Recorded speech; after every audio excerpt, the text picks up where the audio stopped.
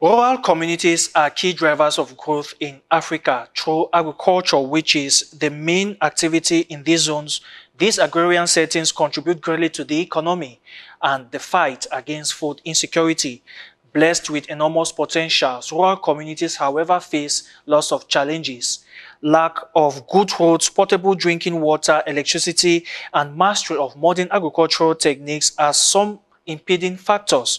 To meet these challenges and resolve their problems, the government of Cameroon has created structures that can accompany rural communities, contribute greatly to growth. In this edition of In-Depth, we are taking you to the Southwest region to see how the structure created for this purpose has been effective. Do stay with us. My guest is a pragmatic, results-oriented manager and a rural development expert with 30 years of experience in the transparent management of rural development projects. He holds a PhD in development studies from the Atlantic International University in Hawaii, the United States of America. He previously served as sub-director in charge of the Registry of Cooperative Societies and Civil and Common Initiative Groups, in the Ministry of Agriculture and Rural Development, and was later appointed Senior Agriculture Officer at the Corrupt National Park Project in Mundemba, Ndian Division of the Southwest Region. In 2007, he led the Rumpi Area Participatory Development Project right up to its completion in 2017, and was later moved to manage the Agriculture Infrastructure and Value Chain Development Project. On the 18th of June 2019, he was appointed as the General Manager of the Southwest Development Authority, SOWEDA, and he is my guest on this edition of the program. Join me to welcome Dr. Besong OGORK Ntui, the General Manager of the Southwest Development Authority, SOWEDA. Dr. Besong Ntui OGORK, thank you very much for talking to Dash News and welcome to the program In-Depth. Thank you for having me. It's my pleasure to be at Dash TV. Yeah, and the pleasure is shared. Doctor, rural population, the rural communities face a lot of problems. Right. And when we look at rural development, it is all about finding solutions to the problems faced by these communities. Absolutely. In the case of the Southwest region and the Southwest Development Authority, which you head, how does SOWEDA come into that? Yeah, like you rightly said, rural communities face a lot of problems or challenges, as we often refer to. And you know that the Southwest region is largely rural. About 70% of that region is still rural. We have only, I would say, basically two towns, Limbe and Kumba, to some extent, that we can say that are beginning to get the status of cities. Buea itself, the capital of the region, though is still coming up, but within the very close vicinity of Buea, you still have a lot of rural communities, people depending on the agriculture and other related activities for survival. So the Southwest Development Authority is there to find solutions to some of these economic problems that the rural communities are facing. And I think it was, I would say, divine wisdom from the powers that be to have created the Southwest Development Authority, because over the years it has been trying to meet up with its fair share to address some of the problems that our people are facing and continue to face, because these problems are always with us. All right, you were appointed director in the year 2019. Right. Now, when you look at the work that has been covered so far, what evaluation can you make? Yeah. Well, 2019 is not a long time ago. It's just about 3 years. 3 years. Yes, and of course, you know what the Southwest region is going through at this particular moment as we speak. But I think we've been able to do quite a lot. within that time and putting into context the problems that are plaguing the region. At the level of the establishment itself, let me begin by first of all saying that SOWEDA is an administrative public establishment. We are not an enterprise, so we do not really produce things to make profit or make money for ourselves. We are there to assist the communities to resolve some of their most urgent problems, because problems abound, but in addressing those problems you have to look at what are the priority ones. So we are there to assist them address those priority problems that we think can help, because the objective of government today is to get our country into an emerging economy, and the country cannot emerge if the people themselves don't emerge from their individual households. So it begins with the households, and so that is why SOWEDA is there. But for the past 3 years, we have tried our little bit to do what we could do. First, we began by trying to restructure the establishment. We came in at a time, I would say we were a bit fortunate because SOWEDA had just gone through a rehabilitation program with the state, financed by the Ministry of Finance. And this allowed the establishment to have certain, I would say, key resources. They were able to acquire some heavy-duty equipment for the construction and rehabilitation of roads as well. They were also able to build some outposts. But of course, if you have equipment or you have outposts in terms of seed multiplication farms and training centers, you need a running budget to operate, yes, those facilities. And I think that is where we've had a little bit of challenge. But before I even get into the challenges, it's important for me to highlight that one of our first things that we did was to get a new organizational chart for SOWEDA.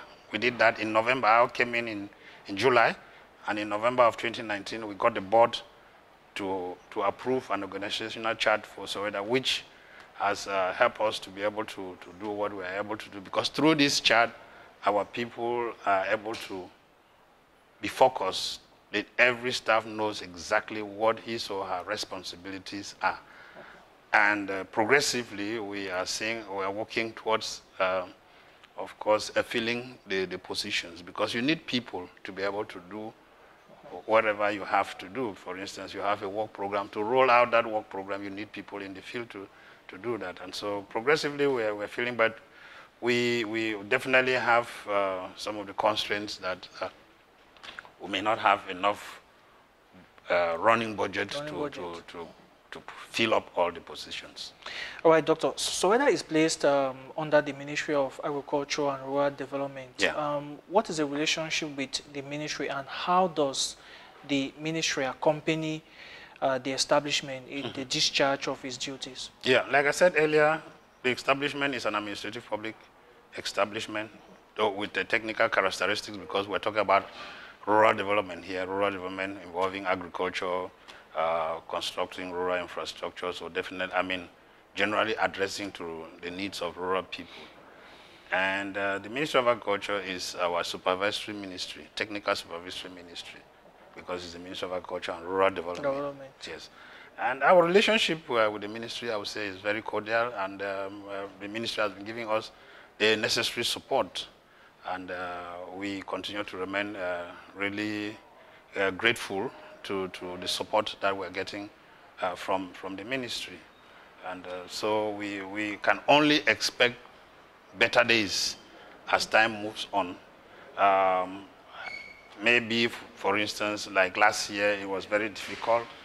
We had a lot of difficulties in terms of getting sufficient funding from the ministry. But this year, which is running out 2022, the situation improved. And so as we move into 2023, we can only expect that we'll get more support from the ministry in terms of financing our activities.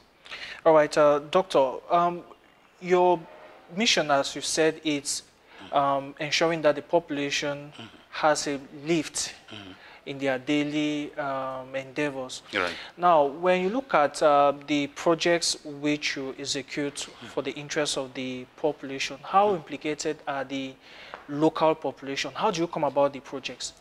Yeah, if you have to go through the project cycle for any project, you definitely, if you, you know, the mentality that we used to have, that people, technicians who have been seen as change agents, is gradually fading away. There is a complete paradigm shift now. We have to recognize that people have the capacity themselves to change their situation. Sometimes all they need is just to raise awareness, and they have all the resources that they can be able to change their situation. And so that is the approach that we're trying to instill in our communities now, for people to be aware that the challenges that they face may be enormous, but they may have the solution is right around them. Yes, so, so this brings us to the aspect of participation. When we talk about participatory development, it's not at only one stage. It has to be from the beginning. So when we even begin with diagnosis stage, they're trying to identify what are the problems that people are facing, at that level, the people themselves are involved. They identify their problems. They have to prioritize those problems. Based on those priorities that have been laid, then you start looking at what do we have as resources that we can be able to address these problems. Are some of these resources inbuilt? Are they within the people themselves, or do we need to bring something from outside? So the whole concept is that of participation, and we continue to encourage the people to get involved and to realize that there is no agency, be it government, be it non-governmental, that is going to come and assist a community permanently. Sustainability depends largely on the involvement of the local people in whatever initiative you are operating. All right, we are 11 months into the year 2022. Right. I think at the start of the year, SOWEDA fixed specific objectives to be attained. Absolutely. What are some of these objectives, and to what extent have they been you know, for some time now, the government has been operating, especially government establishments like SOWEDA and enterprises that have been operating on what we call performance-based management. And this performance-based management obligates us to have what we call a performance project. And so every year, we elaborate what used to be referred to as the annual work plan and budget, but today we call it the annual performance project. So every year's activity is more or less a micro project in itself, such that at the end of the year, you are able to look at, this is what I set for myself to do, am I able to do it? And if you are not able to do it, what is the reason? And so that is the way SOWEDA has been working. For 2022, we had a performance project to be able to reach out to farmers with certain quantities of planting material for some of the key crops that we have identified as the crops that we need to support the farmers. We also had activities that were planned for in the area of opening up of access roads to various communities. And we are moving gradually towards achieving that. But I should say that we also have some drawbacks. Drawbacks in the sense that, for instance, I just mentioned to you earlier, the Ministry of Agriculture is our technical ministry. They provide to us most of the resources that we use for activities. The disbursement of those funds this year have been generally slow. But as we speak now, I think most of the funds are already at the level of the Treasury in Boya. And we have everything set to roll out those activities. But for activities that have to respect the agricultural calendar, like the production of planting material, we had to do that on time. And during the year, SOWEDA was able to put out more than 60 tons of seed maize, for instance, to farmers. We recently just were working with farmers. We are supporting some tomato farmers in the region. Because you've seen the dynamics, what has been happening with tomatoes. Some seasons people have abundance, sometimes they don't even have it. And so increasingly some of these, I would say more or less crops that were given less attention, are now coming to the fore as crops that can actually help households that are involved in their production to make ends meet. Okay, Doctor, let's now talk about one of the flagship programs of SOWEDA. This is the Agricultural, Infrastructural and Value Chain Development Project, yes, which is like the flagship program of the House. What is this all about? We are talking about infrastructure, value chain. Concretely, what is it all about? AIVDP, as we commonly call it in short, is Agriculture, Infrastructure and Value Chain Development Project. It is a project which we are aiming at developing the value chain of some key crops. And those key crops, there are just 4 of them that we selected: cassava, oil palm, cocoa, and rice. And then, of course, we are looking at developing the value chain. The whole idea is to get farmers and other chain actors involved in the production of these crops to make more money for themselves. We have observed, for instance, if I take the case of cocoa, for several years, we export only cocoa beans. Yes. Meanwhile, we have the potential, definitely, to process this cocoa into some other level of product which will earn us more money, create more jobs, and expand the base of those who benefit from that crop. So the AIVDP, like I said, we are looking at developing the value chain of those 4 crops. We also have 4 other crops, which are plantains, potato, groundnuts, and citrus. These other 4 crops are meant basically to support to ensure food security as well. But over and above that, the project is focusing on making sure that we have inclusive growth in which the most vulnerable oftentimes are the women and the young people. The young people who some of them are coming out of school, they don't have something to do. And it's difficult for them to pursue the rest of their career. So we're giving them an opportunity in agriculture that if they get involved in agriculture, they're able to make ends meet. So we were looking at creating jobs within that area of activity. Of course, infrastructure, you cannot produce if you don't have the necessary infrastructure. Some of the infrastructure we actually are focusing on is market infrastructure. And this market infrastructure involves constructing better rural markets where farmers can sell their produce, where the middlemen, the buy and sellers, as we commonly call them, can go there, and this farmers' produce is preserved properly. So we have markets we're building. We have farm gate hangars we're also building. And we are also doing roads. As we speak, we have the tender for the construction and rehabilitation of 290 kilometers of feeder roads at the level of our financial partners, the Islamic Development Bank, for evaluation and non-objection for contract award. So those are some of the infrastructure we're doing. But we are also doing social infrastructure. We are doing water, because there is no way you can take care of the economic part of it. Areas that have problems of water. They have problems of water. So we are also going to be building some rural water schemes. We are building health centers as well, because with what is going on in the region, some of the infrastructure is really in a very sorry state, and the project is working on all of that. So there is quite a lot that the project is doing. In fact, if I want to list them one after another, of course we'll take some. We'll take some of them, particularly the most recent, which was of course the distribution of cassava grinding and pressing machines. I would like us to talk about that. How significant was that particular gesture? We all know that the Southwest region is a cassava producing region. Absolutely, like you rightly said it, the Southwest region is, I think, one of the biggest cassava production basin in the country. There are many people who know about Muyuka Gari, Manfe Gari, and all of that. Most of the actors in the cassava subsector are women, and the way they have been producing this product is quite painstaking. If you imagine how long it takes to grind cassava into paste, press it before you eventually fry it to get gari. So we had this idea that we should help the women, particularly who are involved in cassava production.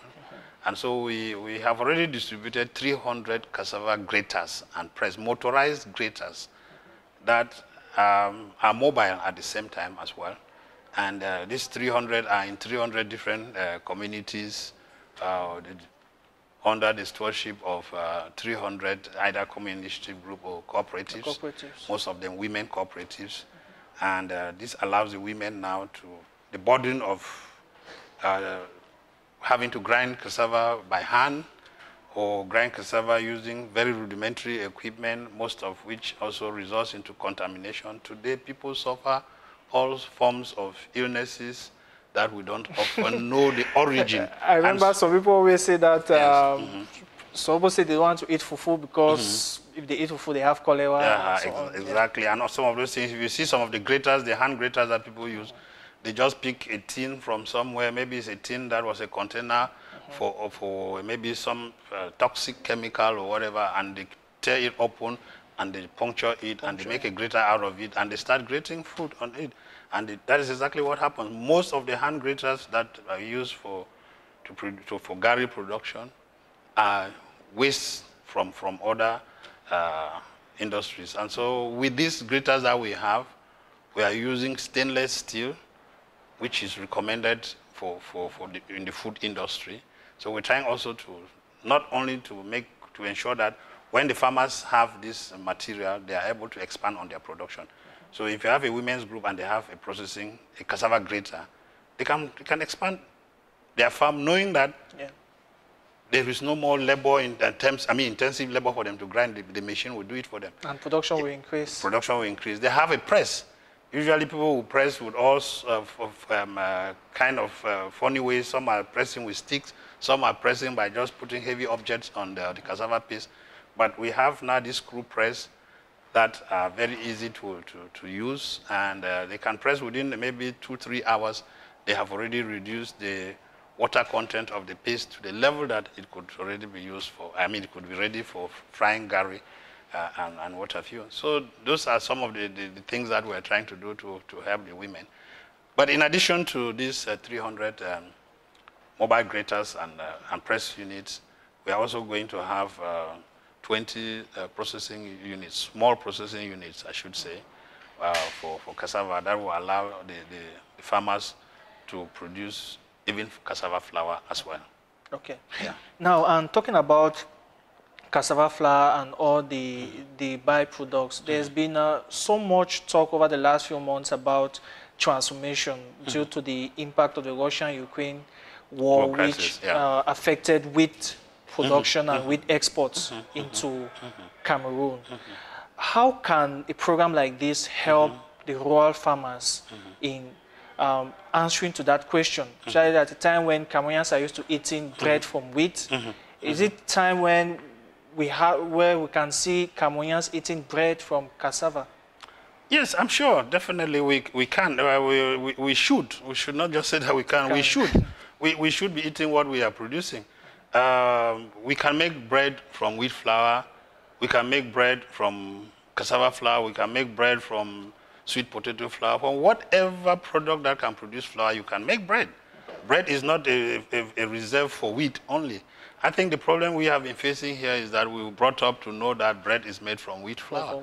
And so people think that they can only make bread from wheat flour. If we make our bread from cassava flour, we eat our cassava bread. And there's nothing wrong in that. If we can eat water fufu, if we can eat miondo and so on that are exclusively made from cassava, then why can we not eat bread that is exclusively made from cassava flour? So I think the more we start producing cassava flour, we expect that the bakery industry will come in, because it's not the local farmers who are going to go and make bake bread from cassava flour. But once the cassava flour is on the market, we expect the bakery industry to come in and start using that for producing bread. I definitely will imagine that cassava bread and wheat bread, bread made from wheat and bread made from cassava will definitely taste different. But it doesn't mean that one has superiority over the other. We just have to get used to what we are producing. And I think the Russian-Ukraine crisis have only shown us that we cannot rely on others to feed us. We have the potential and the capacity to feed ourselves and even feed others. Why not? Because Cameroon is blessed. We are endowed with all the factors that you require, that can enable us to produce a lot. We're talking about cassava. What about rice? There are so many other crops. Oil palm that we import. Oil palm, we import rice. But we have the potential to produce all of those crops in this country to sufficient standards to take care of our population and even export. All right, the Islamic Development Bank is the funding partner of the AIVDP. Yeah. How resourceful have they been over the years in the achievement of the program? Well, they are the main funding partners. The project belongs to the government of Cameroon and is funded by the government of Cameroon, of course, and the Islamic Development Bank. I should say that the bank is providing 93% of the funding of the project. So they are the mainstay of the project. So all the, I would say, majority of the funds are coming from the bank. And so far, we can't complain. We can't complain because the project has been moving on smoothly. Of course, when I say we can't complain, there are minor issues. There is no perfect world, of course, you know that. Sure. Yeah, there are minor issues, but they are being addressed, and the project is ongoing. All right. Does the project have a closing time? Absolutely, absolutely. And if so, what do you think is needed in order to ensure that the project becomes a resounding success at the end of its deadline? No, I think that the project will definitely be a success if we are able to execute all the activities that are planned. You know, when you talk about a project, it means you are talking about a set of objectives that you have to achieve, and you cannot achieve those objectives without having specific activities that are supposed to be carried out, and you have resources that have been mobilized. Like I said, the government has worked with their funding and technical partner, the Islamic Development Bank, and we have resources that are mobilized. I think our challenge is the climate on the ground.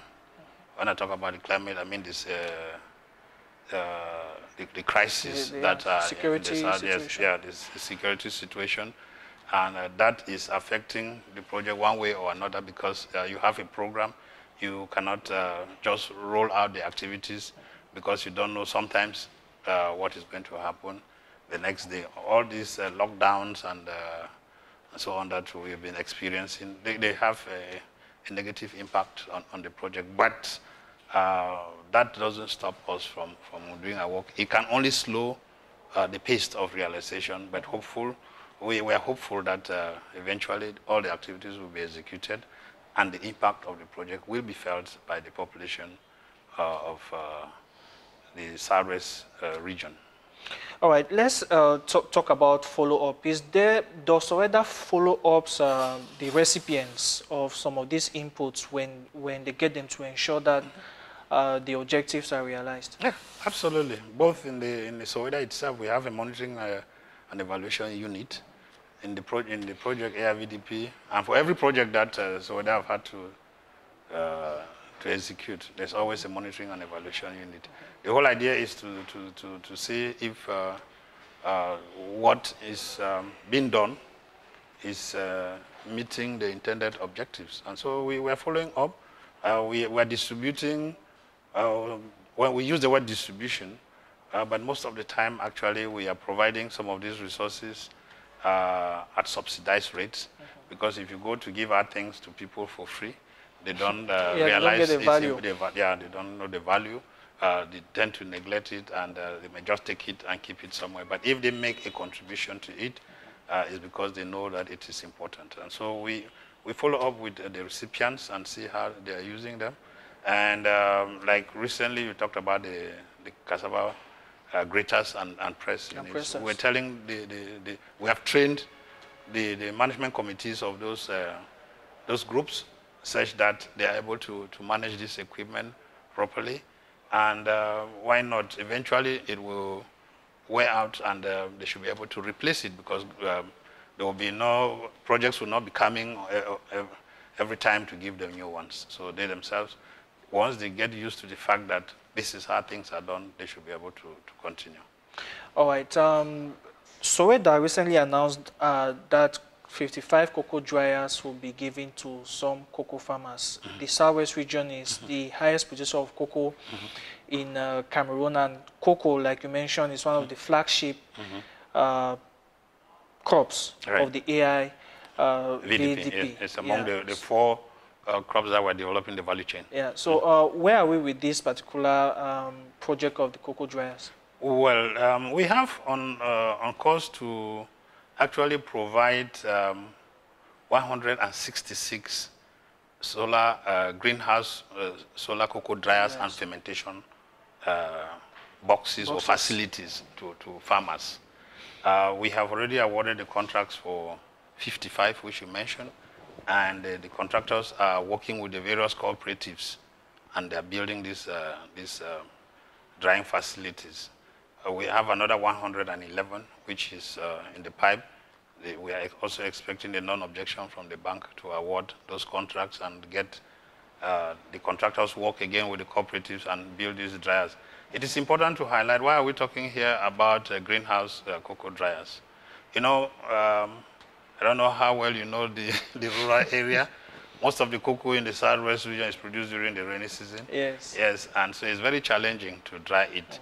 And people in most of those production basins have been using what you used to call the summer ovens. Summer ovens where the heat source was mainly firewood. And when they are built, over time, the drying platform deteriorates and eventually smoke, because the heat through a tunnel, a metal tunnel, the heat wears out the tunnel, and then smoke now starts getting into the cocoa. There was a time Cameroon cocoa was being rejected in the world cocoa market because of the smoky taste of the cocoa. And this was as a result of the way of drying the cocoa, which was coming from these ovens. And so that's why we now are moving away from those wood ovens to solar dryers. Yes, and we are even working with another partner currently to see how we can develop more friendly equipment, technology to dry cocoa. Dry cocoa. We also have attached to these dryers fermentation boxes. If you ferment your cocoa properly, it gives the cocoa a better weight. Yeah. Yes, and cocoa is sold based on weight. So if you don't ferment your beans well, the beans will dry off with a very low quality weight, and so that is money that you'll be losing. And so those are some of the things that we're trying to do in the cocoa sector. All right. Now, I would like us to talk about the relationship between SOWEDA and IRAD, which is the Institute for Agricultural Research. Right. Since SOWEDA is involved or deals with agricultural products, is there, what is the relationship between SOWEDA and IRAD pertaining to the production of seedlings? Yeah, for instance, you know, IRAD, they are the researchers, so they do research, come out with new technology, which is then made available to farmers. Meanwhile, SOWEDA, as a development agency, we play more the role of an extension organization. And so we get technology that has been already validated, I should say, from IRAD, and we get it out to farmers, be it in the form of even trainings or if it's seed, for instance. SOWEDA has been producing maize seed. How do we get about producing maize seed? We begin the production of maize seed at our level by getting foundation seed material, and this foundation seed material comes from IRAD. We are getting cassava, distributing cassava cuttings to farmers, cassava cuttings that are disease tolerant. That material is coming from IRAD. So we have that relationship with IRAD. We cannot work, if we're talking about agriculture, without agricultural research. And so IRAD is very paramount to the work that SOWEDA is doing at every stage. At the moment, we are distributing improved oil palm cheated nuts. We're getting those nuts from IRAD. So IRAD and palm oil used to be the only ones producing the cheated nuts for oil palm. with the difficulties that palm oil is facing now, they cannot meet up with the demand. And so all the oil palm chitinous that we are distributing to farmers is coming from Iraq. So Iraq is basically our source of improved planting material. When we get it from them now, what we do is to multiply it and then distribute to farmers as commercial seed. All right, Dr. Besong, let's go back to some of the administrative measures which SOWEDA has taken. Recently, SOWEDA is working on a 10-year development strategy, 2021 to 2030. Right. What are some of the main highlights of that strategy? Yeah, thank you for asking that question. It's a very important question because, you know, what we came to realize was that without a strategy, means that we were just going in every direction and going nowhere. And so when we came into office, the development of this 10-year strategic plan was already initiated. So we have to get it finalized and approved by the board. And so every year, we draw up a work program, and that work program is coming from that strategy. One of the things that we're looking at, that is why we have a project like AIVDP, and even SOWEDA is supporting, is to ensure that we increase this aspect of value chain development for our crops and making sure that our farmers are not just relying on the primary products, but stepping up their final product to a higher level is what SOWEDA is trying to do. We also, of course, are identifying the main infrastructure. So in that strategic development plan, we have the key infrastructure that needs to accompany farmers in the work that they are doing. We have an area also which has been identified. Unfortunately, we are not doing much about it at the moment. It's energy. Energy. Yes, and you know that most of our rural areas still today do not have energy. And there is no way that you're going to develop this country without energy. At the national level, I think the government has already done quite a lot with the main dams that have been constructed, but at the rural level, people do not still have access to that. So we have in that strategic plan as well to develop micro-energy projects like solar energy, semi-hydro energy units, but because of financial constraints, we haven't started on any of those at the moment. All right. You work with cooperatives. When you look at the way the cooperatives are functioning, what exactly is their key problems? I think they have a major problem in the organization. Yes. People, you know, before we used to have these cooperatives and they were having a lot of government support. And with that government support, it got to a point that people thought that cooperatives were even government institutions. Government institutions. Yes, they didn't know that they belonged to them. And when we had the crisis of the late 80s and early 90s, when government backed out from these cooperatives, most of them just literally collapsed. And today we have some cooperatives that are just by name. So one of the problems that they're really facing is organizational. And so at the level of SOWEDA and its projects, when we begin working with the cooperative, what we want to do is to build their capacities to get them to reorganize. Some of them were asking them to actually do a total restructuring and also training some of the cooperative members, because some of the young people who are in the cooperatives today don't know anything about the cooperative movement. And it's important that they are given that knowledge so that they are able to work and know that a cooperative is actually a business entity and it's supposed to make profit for itself as a cooperative, and the members also are supposed to grow within the cooperative. Exactly. That takes me to my next question, where we all know, you just mentioned that agriculture is a business. Right. Where does SOWEDA come in to like educate the farmers about making them understand now the modern tenets of agriculture? Yeah, like I just said, we're training farmers and getting them to understand that agriculture is a business, which means that it's a venture that when you invest, there are returns. And if there are going to be returns, it means that your investment has to be wise. It means that you have to take stock of what you are doing.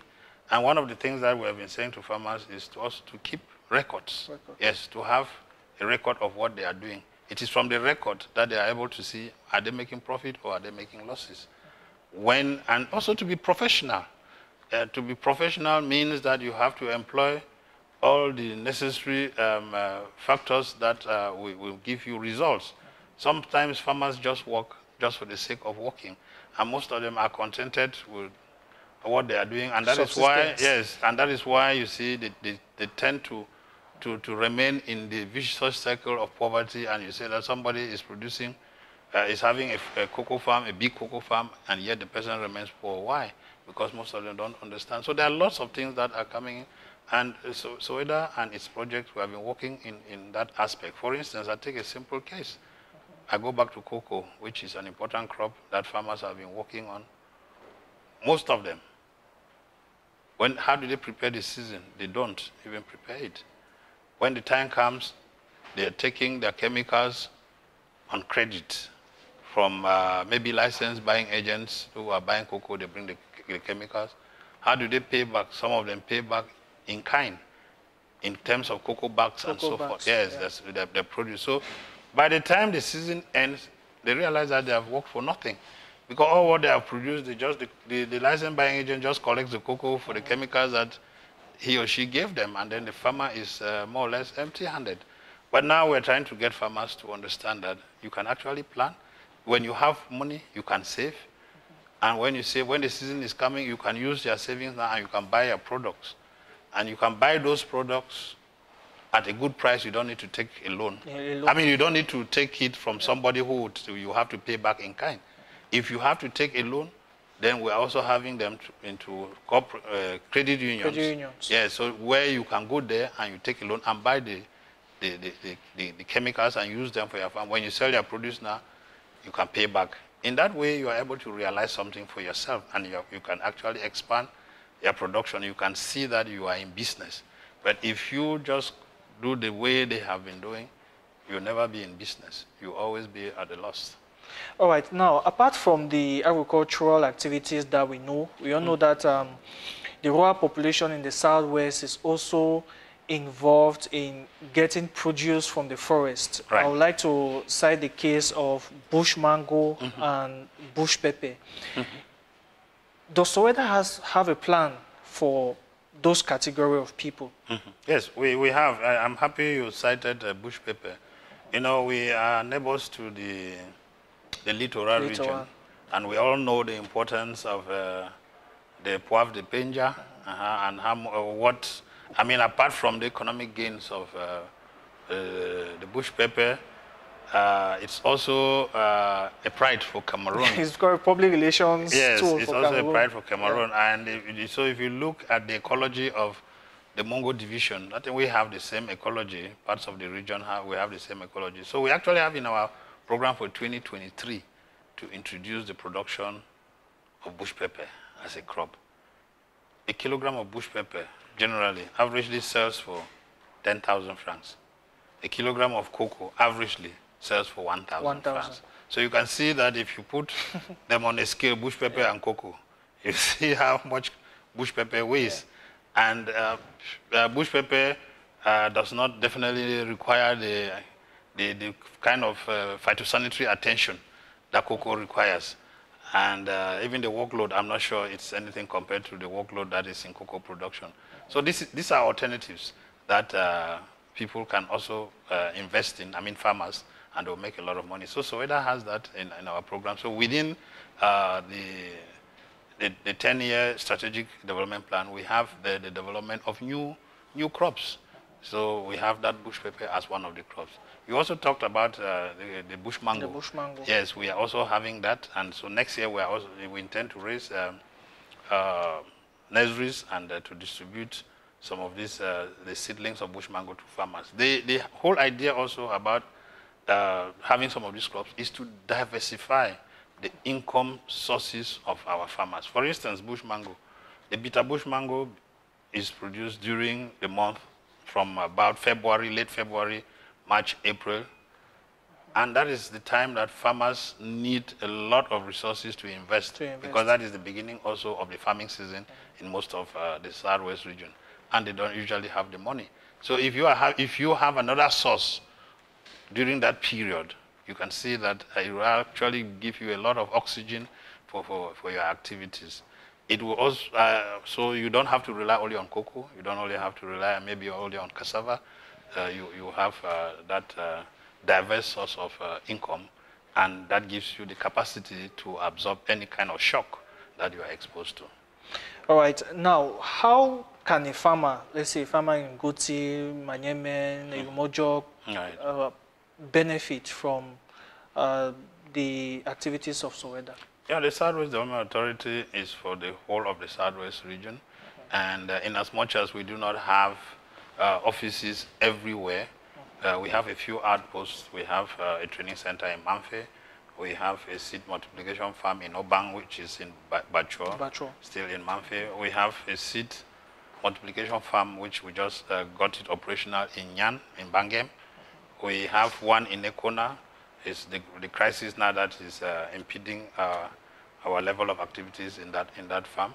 But through these outposts, we're able to reach out to most of the region. But I should also say that we don't work in isolation. There is a Ministry of Agriculture and Rural Development that is already there with all the sub-delegations and the various agri posts. We work also in collaboration with the services of the ministry. And so by working with this key partner, which is the ministry, and sometimes also with some NGOs, we're able to reach out to most of the region, except, I should say, except for now, with the current crisis, that we have some areas that are really not very safe for us to deploy our staff to those areas. All right, Doctor, before we go, one last word for the farmers and other stakeholders in the Southwest region. Yeah, I think my last word that I would say to the farmers of the Southwest region is to note that the Southwest region has been one of the breadbaskets of this country for a very long time. Even in the midst of this crisis, we still are producing quite a lot. But, you know, so many people are displaced. So many people have moved into urban areas. We see the pressure that is being witnessed in those urban areas. Most people will not be able to make a good living by staying in the cities and doing some of the activities that I don't want to name, but you can see. So I can only say to our people from the Southwest that those who are out now should return, because they have the best opportunity in agriculture if they invest. Institutions like the Southwest Development Authority and its various projects are there to provide them support and the leverage that they need to excel in their activities. I think this country depends a lot on the Southwest region, and the Southwest region has that capacity to always deliver. All right. Thank you very much, Dr. Besong Ntui OGORK. Thank you for talking to us. Thank you for having me on your program. Yeah, and it's on that note that we call it quits on this edition of the program. Until next time, it's bye-bye.